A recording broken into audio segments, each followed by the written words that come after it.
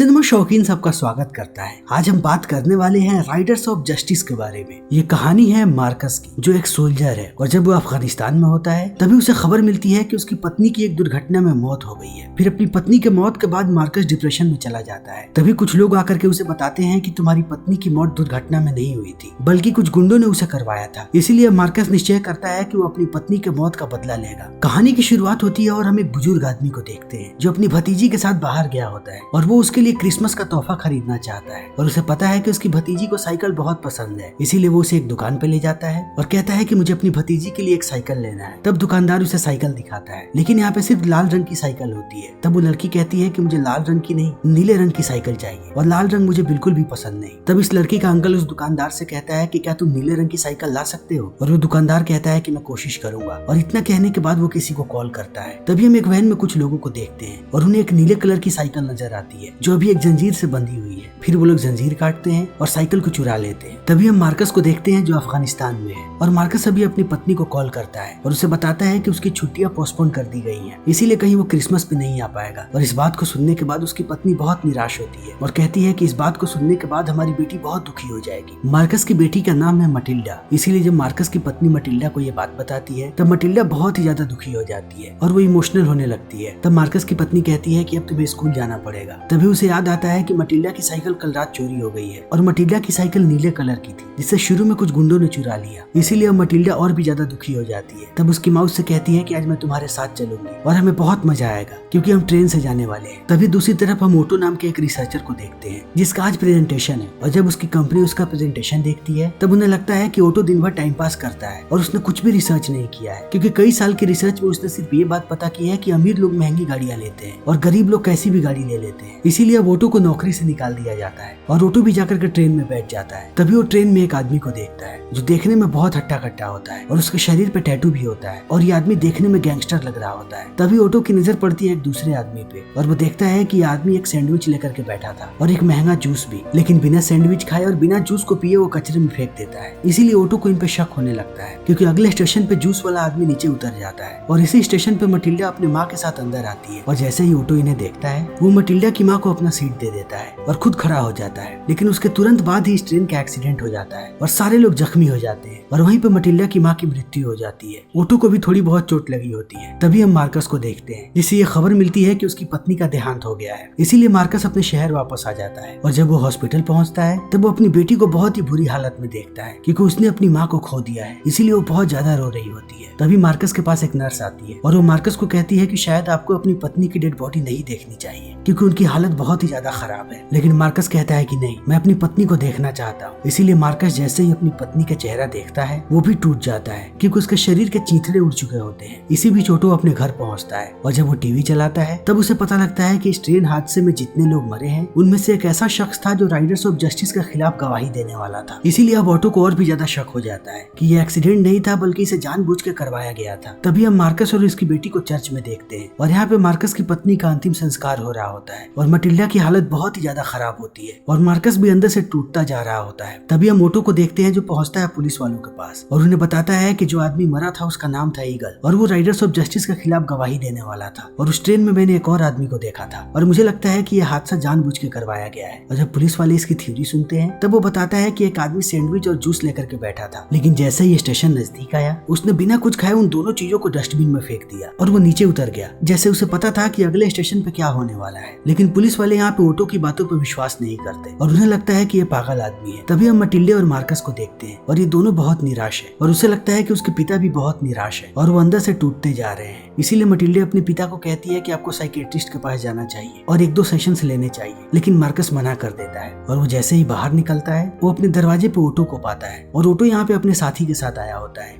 जिसका नाम है लेनर्ड और लेनर्ड भी एक रिसर्चर है और अब ये दोनों मार्कस को पूरी कहानी बताना शुरू करते हैं। इसीलिए मार्कस इन्हें स्टोर रूम में लेकर के जाता है और ये लोग ईगल के बारे में बताते हैं और उस जूस वाले आदमी के बारे में भी, और वो लोग ये बात भी बताते हैं कि राइडर्स ऑफ जस्टिस गैंग कितना खतरनाक है और शायद उन लोगों ने ही ये सारी चीजें करवाई है। लेकिन अब इन बातों को सुनते ही मार्कस इन्हें कहता है कि तुम लोग पुलिस वालों के पास क्यों नहीं गए। तब ये लोग बताते हैं कि पुलिस वाले हमारा विश्वास नहीं कर रहे और इतना कहने के बाद ये लोग मार्कस को विश्वास दिला देते हैं कि वो घटना नहीं थी बल्कि ट्रेन का एक्सीडेंट जानबूझ के करवाया गया था। इसीलिए मार्कस इनसे पूछता है कि अब अगली प्लानिंग क्या है। तब ओटो बताता है कि मेरे पास उस आदमी का स्केच है जिस आदमी को मैंने ट्रेन में देखा था, और अब हमें किसी ऐसे को ढूंढना है जो फेस मैच करवा के हमें उसकी सारी डिटेल दे सके। और मार्कस कहता है कि ठीक है, तुम लोग इस काम को करो। और इतना कहने के बाद अगले दिन मार्कस अपनी बेटी को लेकर के जाता है डॉक्टर के पास। तब उसकी डॉक्टर बताती है कि तुम दोनों शॉक से गुजर रहे हो, इसीलिए तुम लोगों को थेरेपी लेनी चाहिए। लेकिन मार्कस कहता है कि हमें किसी थेरेपी की जरूरत नहीं है, और वो अपनी बेटी को लेकर के घर आ जाता है। तब उसकी बेटी बाहर घूमने के लिए जाती है और मार्कस अपनी बेटी का इंतजार करते रहता है। फिर जब वो रात में लेट आती है तब मार्कस अपनी बेटी को डांटने लगता है। और यहाँ पे मटिल्डे के साथ एक लड़का भी होता है जो मार्कस को कहता है कि मटिल्डे अभी डिप्रेशन में है, उसे प्लीज मत डांटो। तब इस बात को सुनकर मार्कस गुस्सा हो जाता है और वो उस लड़के को एक थप्पड़ मारता है। और इस चीज को देख के मटिल्डे गुस्सा हो जाती है, इसीलिए वो घर के अंदर चली जाती है। तब मार्कस उसे दरवाजा खोलने के लिए कहता है। तब वो बताती है कि वो लड़का मेरा बॉयफ्रेंड था और वो मेरा बहुत ख्याल रखता है। तभी हम ओटो को देखते हैं और लेनट को, जो पहुंचते हैं अपने एक दोस्त के पास जिसका नाम है इमेन थेलर, और वो एक कंप्यूटर जीनियस है। इसीलिए ये लोग उस आदमी का स्केच देते हैं और कहते हैं कि इसका फेस मैच करवाओ। तब इमेन थेलर इन्हें दो लोगों का नाम देता है, लेकिन इसमें एक आदमी होता है जिससे 96% ये स्केच मैच कर रहा होता है, और ओटो कहता है कि यही आदमी है। तभी हम मार्कस को देखते हैं जो मटिल्डे से माफी मांगता है और कहता है कि अपने बॉयफ्रेंड को रात पे घर पे बुलाना, मैं उससे भी माफी मांगना चाहता हूँ। और मटिल्डा कहती है कि वो कोशिश करेगी। तभी यहाँ पे ओटो आता है अपने दो साथियों के साथ, और वो मार्कस को उस आदमी के बारे में बताता है कि ये आदमी पेशे से एक इंजीनियर है, लेकिन इसका भाई ही राइडर्स ऑफ जस्टिस का हेड है। इसीलिए मुझे लगता है कि अगर हम इस आदमी तक पहुंच गए तब हमें सच्चाई का पता चल जाएगा। इसीलिए अब ये लोग पहुंचते हैं उस आदमी के घर पे। लेकिन जब मार्कस उससे बात करने जाता है तब वो आदमी बदतमीजी करने लगता है, और जब मार्कस ज्यादा जिद करता है तब वो उस पर बंदूक तान देता है और ये लोग यहाँ से वापस जाने लगते हैं। लेकिन मार्कस जैसे ही गाड़ी के नजदीक आता है उसे बहुत ज्यादा गुस्सा आ जाता है, इसीलिए वो वापस जाता है और उस आदमी को जान से मार देता है। और इस चीज को देखने के बाद ये तीनों शॉक हो जाते हैं और कहते हैं कि हमें इसकी बॉडी को ठिकाने लगाना पड़ेगा। और दो लोग उसकी बॉडी को ले जाते हैं और लेनेट वहाँ पे फिंगरप्रिंट मिटाने लगता है। तभी लेनेट की नजर पड़ती है एक लड़के पे जिसका ये आदमी शोषण कर रहा था। इस लड़के का नाम है बोदश्का। लेकिन ये लोग इस लड़के को कुछ नहीं करते और यहाँ से चले जाते हैं। फिर मार्कस जैसे ही घर पहुँचता है वो वहाँ पे मटिल्डे और उसके बॉयफ्रेंड को देखता है। तब वो उसके बॉयफ्रेंड से माफी मांगता है और उसका बॉयफ्रेंड कहता है कि मैं जानता हूँ आप दोनों परेशान हैं और आप दोनों को साइकेट्रिस्ट के पास जाना चाहिए, और मेरी माँ एक बहुत ही अच्छी साइकेट्रिस्ट है, इसीलिए अगर आप चाहें तब मैं उनके साथ आपका अपॉइंटमेंट रखवा सकता हूँ। लेकिन मार्कस इस बात को सीरियस नहीं लेता, और जब वो रात में टीवी देखता है तब उसे पता लगता है कि राइडर्स ऑफ जस्टिस के खिलाफ जो भी केस दर्ज हुए थे उसे खारिज कर दिया गया है, क्योंकि अब उनके खिलाफ कोई भी गवाह नहीं है। और इस चीज को देख के मार्कस गुस्सा हो जाता है, इसीलिए ओटो और उसके साथियों को बुलाता है और कहता है कि राइडर्स ऑफ जस्टिस के खिलाफ जितने भी सबूत इकट्ठा हो सके उन्हें इकट्ठा करके मेरे पास लाओ, क्योंकि मैं बदला लेना चाहता हूँ और तुम्हें बस सबूत ला करके देने हैं, बाकी का काम मैं खुद कर लूंगा। और जब सब लोग यहाँ से जा रहे होते हैं तभी यहाँ पे मटिल्डे आ जाती है और वो इन्हें देख लेती है, लेकिन मटिल्डे को देखते ही ओटो यहाँ से भाग जाता है। फिर मटिल्डे पूछती है कि ये लोग कौन है। तब मार्कस बताता है कि ओटो बहुत निराश है, कि उसे लगता है कि उसने तुम्हें सीट दी थी और अगर उसने तुम लोगों को सीट नहीं दी होती तब तुम्हारी माँ नहीं मरती, इसीलिए वो माफी मांगने आया है। तब मटिल्डे कहती है कि इसमें माफी मांगने की कोई बात नहीं है। फिर लेनेट कहता है कि मैं यहाँ पे काउंसलिंग देने के लिए आया हूँ और मुझे पता है तुम्हारे पिता डिप्रेशन में है, इसीलिए मैं उनका इलाज कर रहा हूँ। तभी हम कर्ट नाम के आदमी को देखते हैं और यही राइडर्स ऑफ जस्टिस का हेड है, और जिसे मार्कस ने मारा था वो उसका भाई था। इसीलिए कर्ट ने अभी उस लड़के को पकड़ा है जो वहाँ पे बंधा हुआ था, यानी बोदास्का को, और वो उससे पूछता है कि वो कौन लोग थे जिन्होंने मेरे भाई को मारा। तब बोदास्का कहता है कि मुझे उनके बारे में कुछ भी नहीं पता, लेकिन वहाँ पे एक आदमी था जो बार बार एक नाम पुकार रहा था, वो बार बार इमेन थेलर कह रहा था। और इस नाम को सुनते ही कर्ट अपने आदमियों को कहता है कि इस आदमी के बारे में पता करो। तभी दूसरी तरफ हम मार्कस के घर को देखते हैं और यहाँ पे इमेन थेलर भी है, और सबको पता है कि वो कितना बड़ा जीनियस है कंप्यूटर का। इसीलिए अब इमेन थेलर मार्कस के घर पे अपना सेटअप लगा रहा है ताकि वो राइडर्स ऑफ जस्टिस के बारे में हर एक चीज पता कर सके। लेकिन इमेन थेलर को जितनी चीजें चाहिए उतनी चीजें यहाँ पे नहीं है, इसीलिए वो सबको डांटने लगता है और सब लोग निश्चय करते हैं कि वो इमेन थेलर के घर पे जाएंगे और वहाँ से वो चीजें लाएंगे। इसीलिए वो रात में पहुंचते हैं इमेन थेलर के घर पे और वो दरवाजा खोलने ही वाले होते हैं। तभी यहाँ पे हम राइडर्स ऑफ जस्टिस वालों को देखते हैं और वो इन पे अंधाधुंध गोलियां चलाने लगते हैं, इसीलिए सारे लोग छुप जाते हैं। लेकिन यहाँ पे मार्कस अपना कमाल दिखाता है और वो बताता है कि बंदूकें चलाना उसके बाएं हाथ का खेल है, क्योंकि वो एक सोल्जर है। इसीलिए वो पहले एक आदमी को मारता है और उसके बाद उसकी बंदूक छीन लेता है और वो देखते ही देखते सारे लोगों को मार देता है और अंत में सिर्फ बोदास्का जिंदा बचता है। इसीलिए लोग बोदास्का को भी पकड़ लेते हैं और उसका मोबाइल बाहर फेंक देते हैं। तब बोदास्का बताता है कि उसका कोई नहीं है और ना ही उसके पास घर है, ये लोग सिर्फ उसके साथ मजे करने के लिए उसे यहाँ पे लाए थे। इसीलिए ये लोग बोदास्का को भी अपने साथ ले जाते हैं और जब ये लोग घर पे पहुंचते हैं तब इमेन थेलर को कहते हैं कि अब हमें हमें राइडर्स ऑफ जस्टिस का पूरा डिटेल चाहिए। इसीलिए एमन थेलर इनके सामने पूरी डिटेल रखता है और वो हर एक मेंबर के बारे में बताता है और कहता है कि अब हमें सबको मारना पड़ेगा, क्योंकि अब वो हमारे बारे में जान चुके हैं। अगर हमने उन्हें नहीं मारा तब वो हमें मार देंगे, इसीलिए अब हमें भी हथियार की जरूरत है। और इतना कहने के बाद वो मार्कस को कहते हैं कि हमें भी बंदूकें दो और हमें भी गोली चलाना सिखाओ, कि अगर कल हम पे हमला हो तो हम तुम्हारी मदद कर सके। और मार्कस कहता है कि ठीक है। तब ये लोग कहते हैं कि हम लोग कब हमला करेंगे। तब मार्कस कहता है कि अभी हम लोग हमला नहीं कर सकते, क्योंकि वो लोग हमला करने की तैयारी कर रहे हैं। इसीलिए अब मार्कस भी इन्हें ट्रेनिंग देने लगता है और वो सबसे पहले इन्हें बंदूकें असेंबल करना सिखाता है और वो सबको बताने लगता है, लेकिन किसी से बंदूकें असेंबल नहीं होती। तभी मार्कस देखता है कि एमन थेलर ने बड़ी ही जल्दी बंदूकों को असेंबल कर दिया, इसीलिए वो बहुत चक्का रह जाता है और कहता है कि क्या तुमने पहले इसकी प्रैक्टिस की है। और एमन थेलर कहता है कि नहीं, मैंने बस ऐसे ही कर लिया। और अब इनकी ट्रेनिंग ऐसे ही चलती रहती है और एमन थेलर दिन भर उनके बारे में रिसर्च करता रहता है। तभी वो मार्कस को बताता है कि मुझे कर्ट के बारे में पता लगा है, जो राइडर्स ऑफ जस्टिस का हेड है, और वो एक जगह जाने वाला है और उसके साथ बिल्कुल भी ज्यादा लोग नहीं होंगे और हम वहाँ पे उन्हें मार सकते हैं। तब मार्कस कहता है कि ठीक है, मैं उनको निपटा दूंगा। लेकिन इस बात को सुनने के बाद ये तीनों कहते हैं कि हम भी तुम्हारे साथ चलेंगे और मार्कस इन्हें भी अपने साथ ले जाता है। लेकिन रास्ते में ओटो सच्चाई की बातें करने लगता है और कहता है कि हमें उन्हें नहीं मारना चाहिए और वो ऐसे ही बकवास करते जाता है। इसीलिए मार्कस को गुस्सा आ जाता है और वो ओटो की नाक तोड़ देता है और उसे गाड़ी से बाहर फेंक देता है और दो लोगों के साथ ही यहाँ से निकल जाता है और वो एक घर के बाहर कर्ट का इंतजार करने लगते हैं। तभी कर्ट बाहर निकलता है, लेकिन कर्ट के साथ बहुत सारी लड़कियां होती हैं। इसीलिए मार्कस कहता है कि हम बेगुनाह लोगों को नहीं मार सकते और तुमने कहा था कि इसके साथ कोई नहीं होगा, इसके साथ सिर्फ गिने चुने लोग होंगे। इसीलिए लोग ऐसे ही तमाशा देखते रहते हैं और कर्ट यहाँ से चला जाता है। तभी ये लोग देखते हैं कि यहाँ पे राइडर्स ऑफ जस्टिस के और भी कुछ लोग हैं, इसीलिए मार्कस उन पे हमला कर देता है और उन्हें मारने लगता है। तभी वहाँ पे एमन थेलर भी जाता है और वो भी एक आदमी को मार देता है, लेकिन उसे मारने के बाद उसे एहसास होता है कि किसी को मारना कितना बड़ा जुर्म है। इसीलिए वो रोने लगता है और उसे बहुत बुरा लगता है कि आज उसने एक इंसान की जान ले ली और वो रोता हुआ आता है। तब मार्कस उसे समझाता है और कहता है कि तुमने जिसे मारा उसने पहले बहुत सारे लोगों को मारा था, इसीलिए इसमें दुखी होने की कोई बात नहीं है। और वो रास्ते में ऑटो को भी ले आते हैं और सारे घर चले आते हैं। तभी हम लेनर्ड को देखते हैं जो रात को बोदास्का से बातें कर रहा होता है, क्योंकि बोदास्का भी इनके साथ रहता है और बोदास्का अपनी पूरी कहानी बताता है कि वो एक बहुत ही गरीब देश का है और ये 7 भाई बहन है,